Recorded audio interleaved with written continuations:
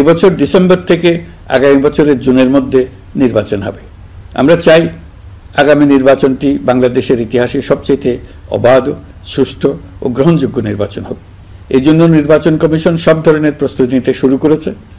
রাজনৈতিক দলগুলো ব্যাপক উৎসাহ উদ্দীপনায় নির্বাচনের জন্য তৈরি হতে শুরু করবে বলে আশা করছি।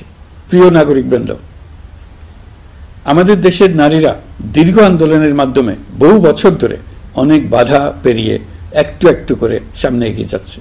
স্বাধীনতার 54 বছর পরেও এদেশের নারীরা অর্থনৈতিক, রাজনৈতিক, সামাজিক বৈষম্যের শিকার।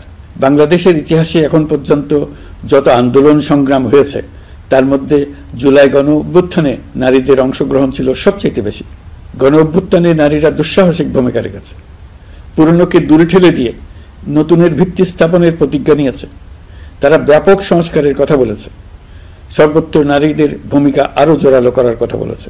আমি মনে করি জুলাই গণ অভ্যুত্থান বাংলাদেশের প্রেক্ষিত বদলে দিয়েছে। জুলাইয়ের পর নারীদের অবস্থান ইতিবাচকভাবে পরিবর্তন হবে, সেটাই আমরা চাই। আমরা বাংলাদেশ নিয়ে নতুন করে ভাবতে চাই, আর এই নতুন ভাবনায় নারীদের অবস্থান উচ্চতম পর্যায়ে অগ্রাধিকার পাক, সেটাই আমরা চাই। পরিবারের সকল সদস্য, পাড়া প্রতিবেশী, ধর্মীয় প্রতিষ্ঠান, স্কুল, আপনারা আপনাদের নিজ নিজ অবস্থান থেকে ছেলে শিশু ও মেয়ে শিশুর মধ্যে যেন কোনো বৈষম্য সৃষ্টি না হয় তা নিশ্চিত করুন।